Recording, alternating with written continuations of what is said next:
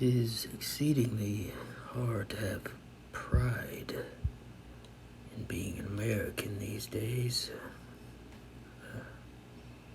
The vestigial inklings have slowly been draining away into the abyss by watching this nation's stalwart, unconditional military support, financial backing, arms shipments, and diplomatic cover to continue this brutally indiscriminate genocidal terror bombing of Palestinians in the Gaza Strip by the Israeli Defense Forces.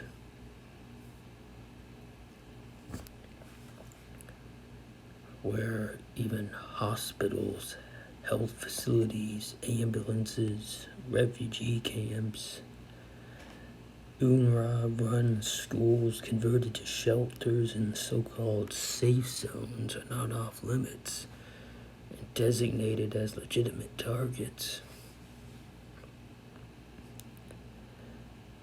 Where aid workers from the World Central Kitchen are killed in a triple strike that all 3 trucks bombed, everyone inside them killed, who were giving their coordinates to the Israeli military, and somehow we're supposed to believe that was an accident. And that's just one instance of so many war crimes.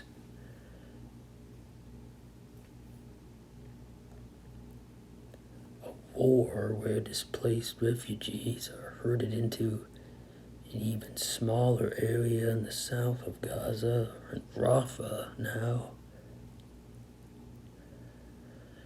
The very edge of the border with Egypt now has, 1 million people?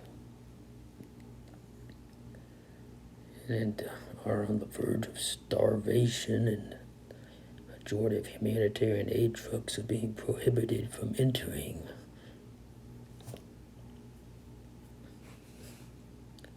A war where 2 women fleeing to a convent are just shot dead by snipers.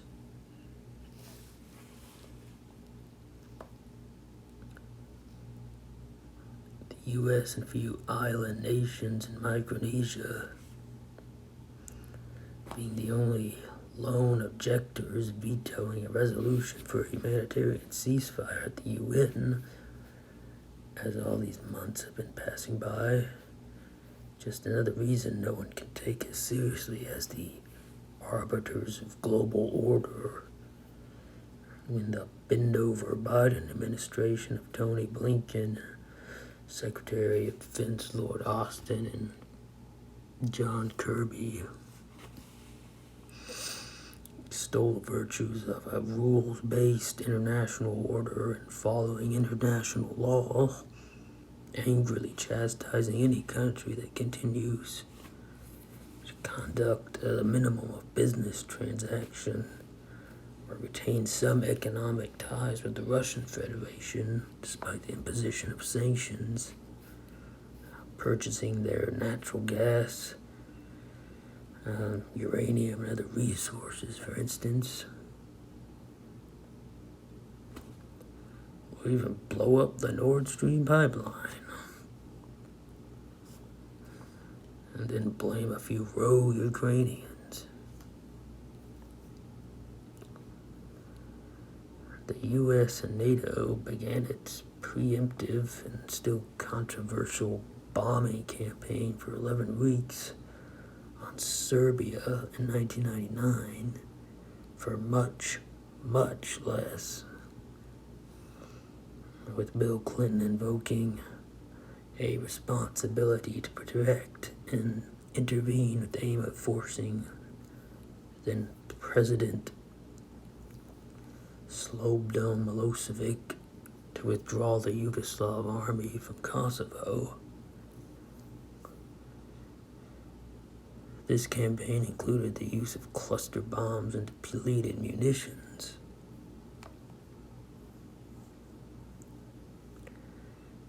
But unlike Israel's most moral army in the world, however, the Russian military isn't dropping 2,000-pound bombs in densely populated residential areas and destroy over 80% of all homes in Ukraine in the span of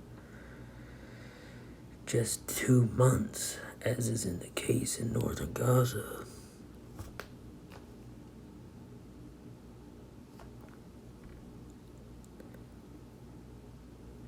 I mean, there's just no comparison to the degree and extent of force and lack of any care or precision when it comes to bombing, the deliberate attacks on civilians, the brazen violation of international law and principles of distinction, discrimination, proportionality. When you're looking at the Russian invasion versus what is happening still in Gaza.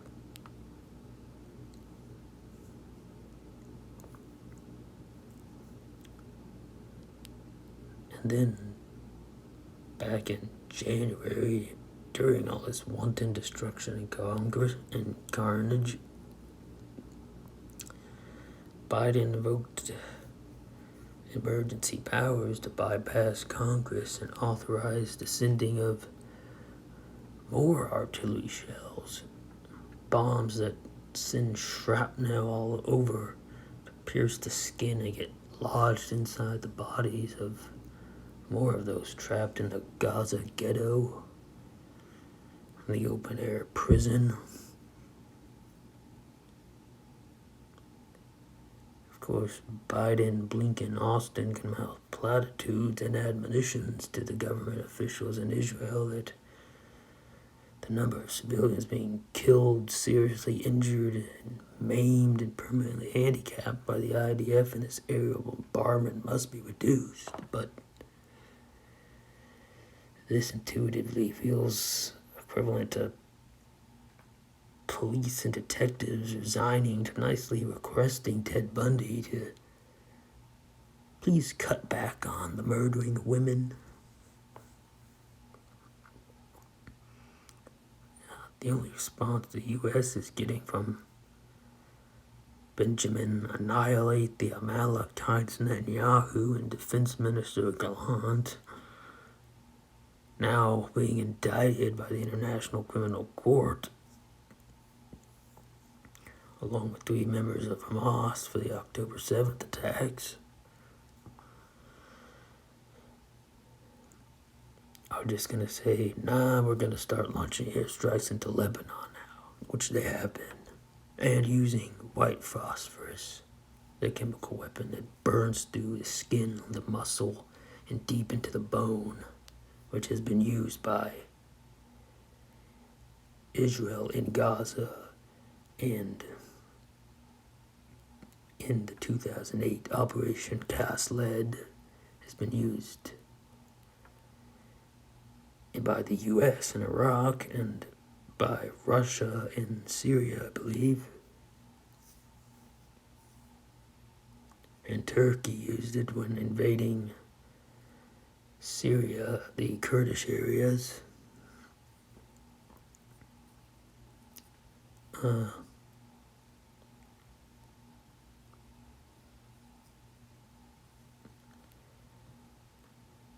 remember the Defense Minister Gallant saying, talking to a bunch of soldiers, saying, basically admitting that they were carrying out collective punishment, the Dahaya Doctrine, first implemented in Lebanon in 2006, which you can look up on Wikipedia and read all about. And realized that intentionally targeting civilians, civilian infrastructure, homes, is all part of official strategy and policy.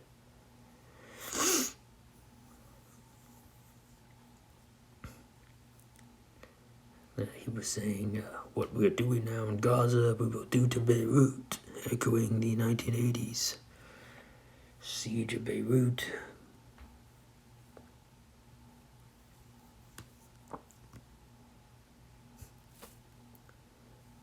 And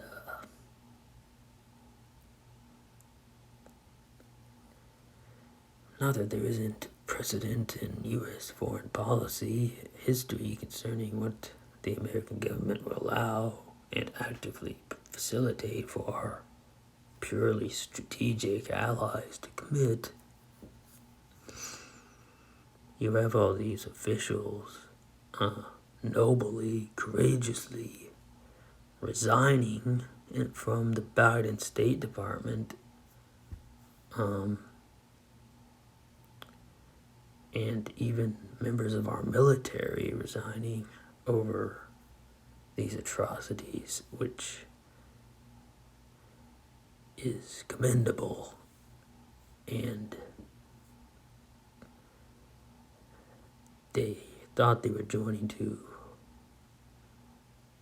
promote human rights and international law and against aggressive, rogue, imperialist nations, but realized rather late, I suppose, that all that goes out the window when it comes to our sort of satellite client state, Israel.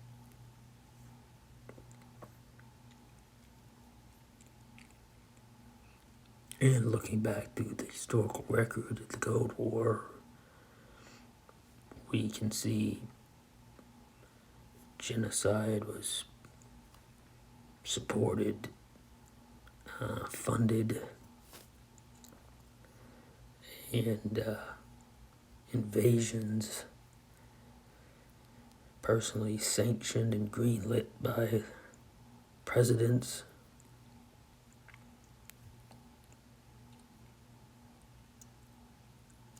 Just leave aside all the massive destruction and bombing in Vietnam and Agent Orange in Cambodia.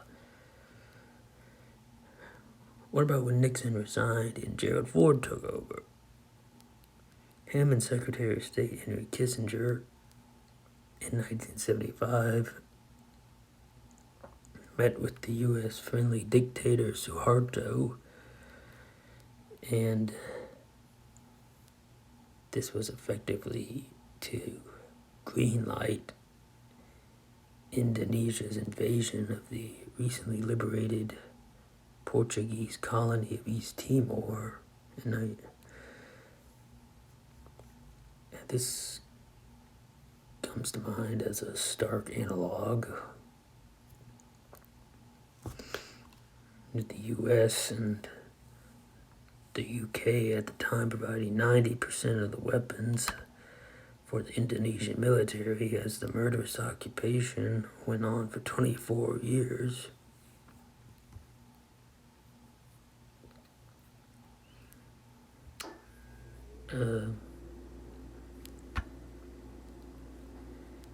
This occupation, this genocide of of East Timor, killed, I believe, a third of the Timorese people. And when you adjust this proportionally to population size, it is, I think, equivalent to the number of Russians who died during World War II, which is 27 million.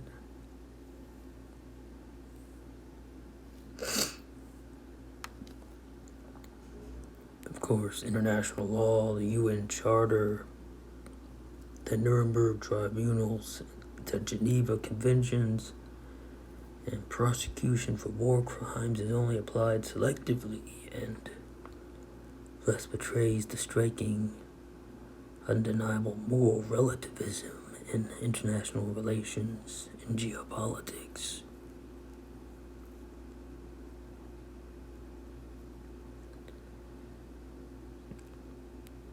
And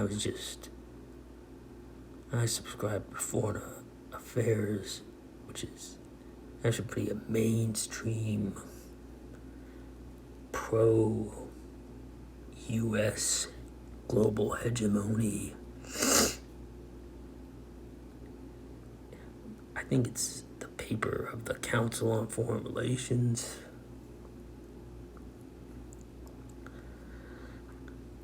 But they have some good articles. But some of them are just America's losing the Arab world was one recently over the current Gaza genocide. I think it's pretty safe to use that word at this point when reading through the documentary evidence, when looking at images of mass starvation of children that look like skeletons, reminiscent of the Holocaust or the Holodomor famine in Ukraine.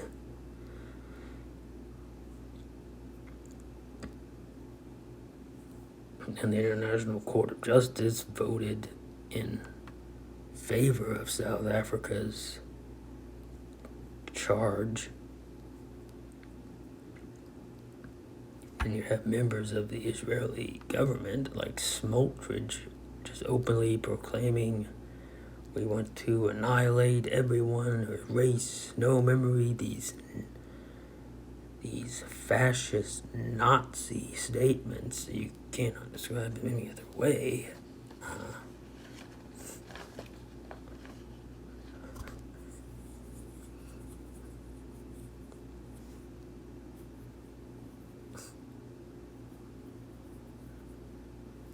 And of course, there's no alternative with Trump. He's even more of a war criminal, a genocidal brute.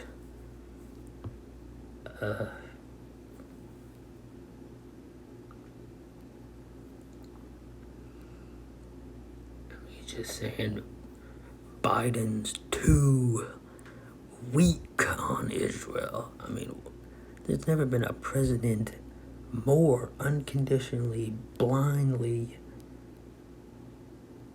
just anything the government of Israel wants, the U.S. government under Biden is delivering, according to Trump and Republicans, conditioning some aid, having one stipulation not to invade Rafah. Oh, that's too weak. We gotta do a full-scale invasion and slaughter who knows how many who are crammed into this tiny little space in refugee camps within a tiny little space that's the size of a marathon, I believe the Gaza Strip is.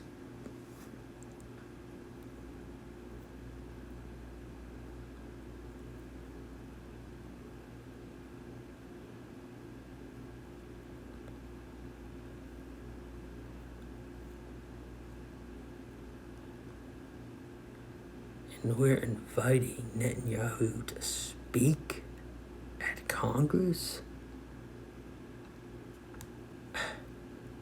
A guy who's killed more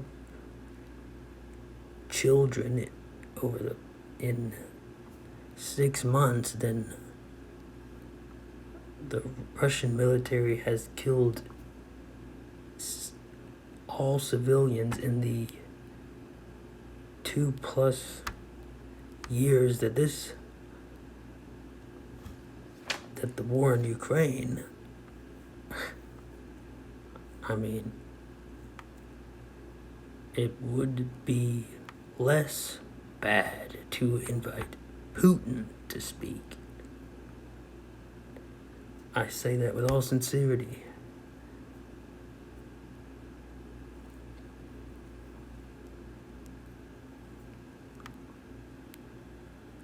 And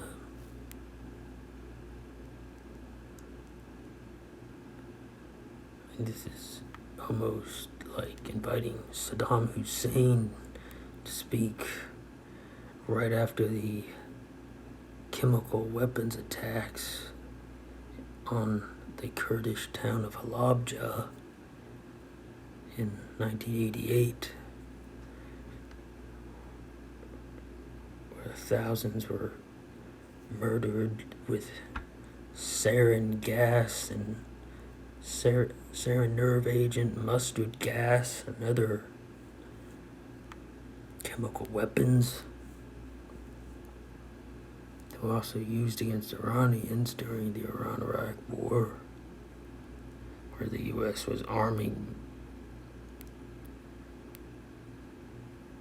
Iraq to their teeth before we decided all of a sudden when Hussein went to Kuwait over dispute over oil, Kuwait side drilling into Iraqi territory for oil, all of a sudden that's when Saddam Hussein became the new Hitler. Not all those years before.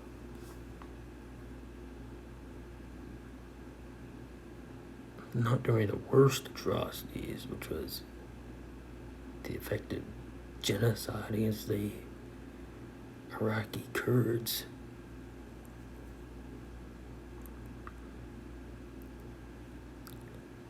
But,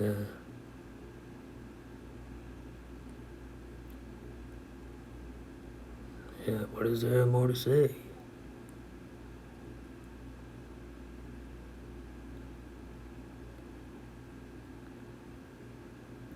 So much for human progress.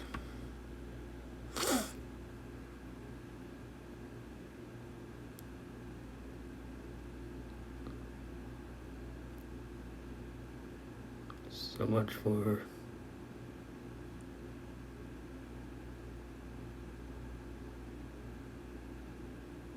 humanity.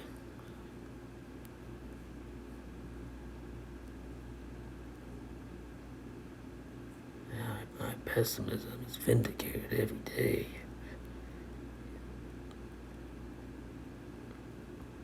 What happened to John Lennon? Imagine no wars. Imagine no countries. I guess it died when he was shot in 1980.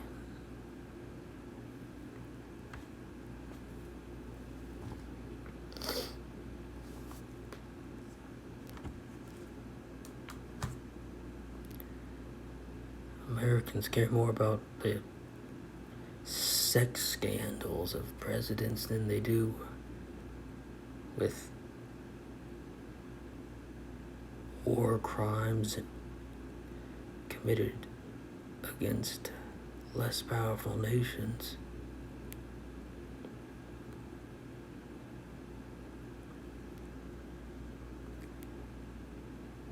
You know why Bill Clinton was bad? You know why Bill Clinton should have been indicted for war crimes by the ICC?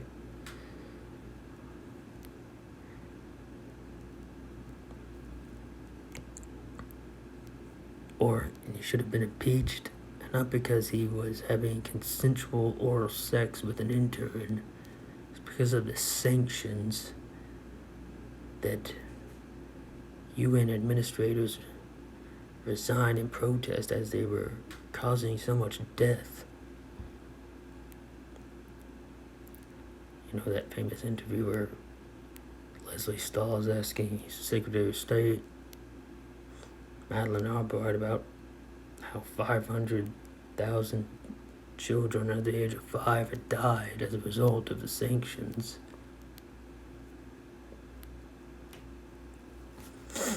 Throughout the 90s.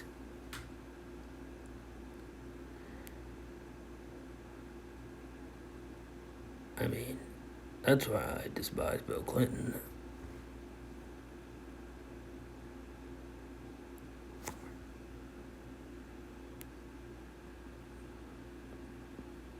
But,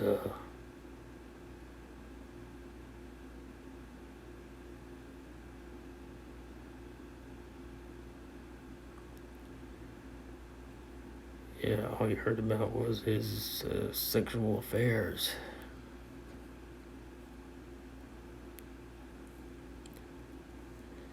Anyway, I guess that's about it for my rant.